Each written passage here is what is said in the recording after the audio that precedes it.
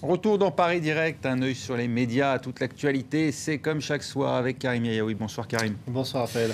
Et on vient sur un an de présidence François Hollande, puisque c'est aujourd'hui l'anniversaire de l'entrée, non pas de l'entrée de François Hollande à l'Élysée, mais de son élection à la présidence de la République. L'occasion aussi de revenir sur les unes de presse, leur évolution au fil des mois, il faut le dire, à la tonalité franchement négative qu'elles ont prise ces dernières semaines. Très négative, et certains sites qui ont fait eux-mêmes des unes parfois très dures envers François Hollande s'amusent à compiler un petit peu ces unes. Alors Le Point, avec celle-ci, Pépère est-il à la hauteur? Le Point qui a tendance à ridiculiser et à infantiliser François Hollande. Cette une, c'était le 11 avril dernier en pleine affaire Cahuzac. Pépère, car il faut le dire, d'après le Canard enchaîné, c'est comme ça qu'on l'appelle.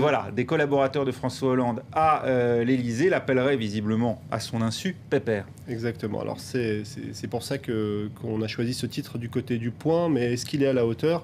C'est surtout ça qu'il faut retenir. Et puis là, on a vraiment l'impression que c'est un gamin, puisqu'on lui dit on arrête avec les bêtises.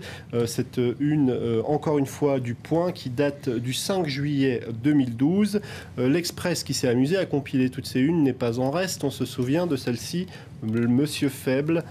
C'est vrai qu'elle avait fait couler beaucoup d'encre. Alors, on s'aperçoit que ce n'est pas seulement la presse généraliste qui s'en prend à François Hollande. VSD, l'homme qui n'en savait jamais rien. Là aussi, on en avait beaucoup parlé.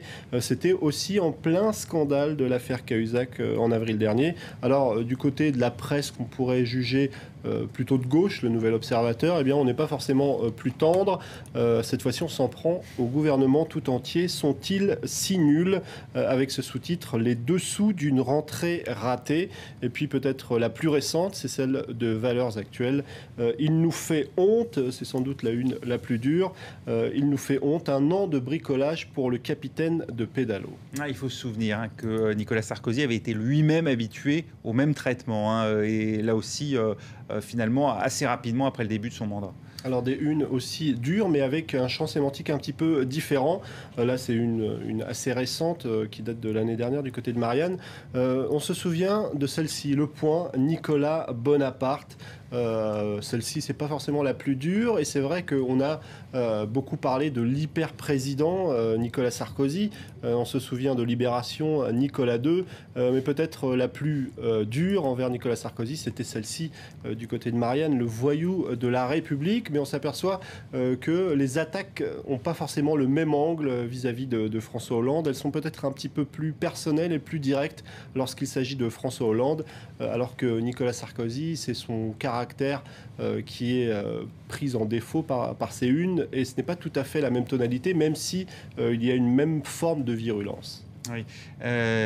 En tout cas, à l'occasion de cet anniversaire, évidemment, on se pose la question qu'aurait fait Nicolas Sarkozy s'il avait été lui-même réélu président de la République il y a un an, sachant qu'effectivement, le résultat était beaucoup plus serré qu'on ne l'avait anticipé. Beaucoup plus serré, 51,67%, qui ont permis à François Hollande de s'imposer le 6 mai 2012. Alors, le site du Parisien se pose la question, via ce sondage, Nicolas Sarkozy aurait-il fait mieux que François Hollande?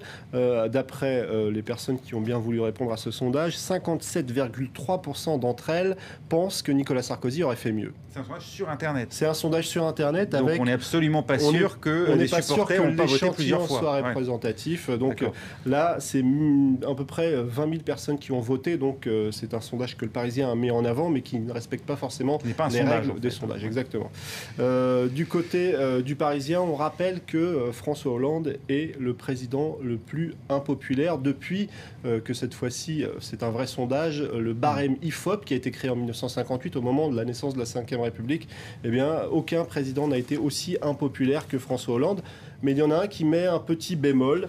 C'est encore pour la Sofres, seuls 15% des sondés portent un jugement favorable sur l'année écoulée de François Hollande et plus généralement sur son action, et 13% d'ailleurs. Et on aura d'ailleurs, je vous dis ça parce que d'ici 10 minutes, on aura Édouard Le Serre de la Sofres avec nous sur cette antenne. Et comme on parle de sondage, le Parisien s'arrête aussi sur un sondage. Si l'élection avait lieu aujourd'hui, François Hollande arriverait derrière Nicolas Sarkozy, mais aussi derrière Marine Le Pen en troisième position. Alors, il y en a un qui ne partage pas forcément ce point de vue, c'est le blogueur Guy Berimbaum sur le site du Huffington Post. Lui, il imagine un monde parallèle où cette fois-ci c'est Nicolas Sarkozy qui aurait été réélu. Et pour lui, les choses ne se seraient pas forcément mieux passées pour l'ancien président de la République.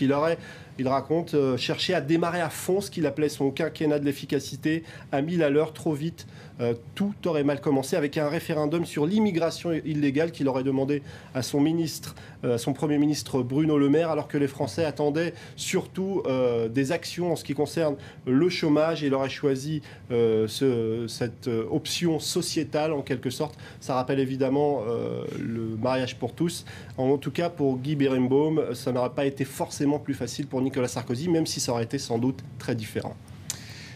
Changement de sujet complet à présent, l'armée de métier, donc l'armée qui s'est professionnalisée en France et qui se met à l'heure désormais de Twitter. Alors l'armée française va tenter de rattraper son retard par rapport à certaines armées comme l'armée israélienne qui est déjà assez en pointe dans ce domaine. En tout cas, le vice-amiral de Tarlé, nous explique le blogueur Erwan Gaucher, le vice-amiral de Tarlé, c'est le patron du centre interarmé de concepts de doctrine et d'expérimentation. Eh bien lui aimerait que la France aille plus de l'avant dans le domaine des réseaux sociaux. Alors évidemment, pour essayer de contrecarrer certaines offensives, cyber-offensives lancées par exemple des talibans qui, on se souvient, avaient pris des faux comptes Facebook pour essayer d'amadouer, de charmer des soldats de l'OTAN, mais aussi pour surveiller les soldats français pour éviter qu'ils donnent des informations sensibles, parce que très rapidement, lorsqu'on discute sur certains réseaux sociaux, on peut livrer des informations qui peuvent sembler anodines, mais certains surveillent et recoupent ces informations. Ce sera aussi pour surveiller les soldats et en même temps pour essayer d'avoir une présence plus importante sur les réseaux sociaux. Merci Karim. On finit peut-être avec une campagne de pub et 2 messages. Alors on va découvrir cette campagne de publicité espagnole. 2 messages parce que selon qu'on est adulte ou qu'on est enfant, on ne voit pas les mêmes images. On les découvre ensemble. Un adulte va voir cette image, un adulte d'1m75. Un enfant d'1m35 va voir un enfant au visage tuméfié. C'est une campagne justement pour venir en aide, pour prévenir les agressions dont peuvent être victimes les enfants. C'est une campagne espagnole. Je ne sais pas si on a bien vu sur ces images. En gros, on ne voit pas tout à fait la même chose. Et pour les enfants, un numéro de téléphone très facile à retenir apparaît à l'image pour qu'ils puissent donner un coup de fil s'ils sont en danger. Merci, bonne initiative en tout cas. Merci beaucoup Karim. On reste ensemble sur le net et puis on se retrouve juste après pour la suite de Paris Direct.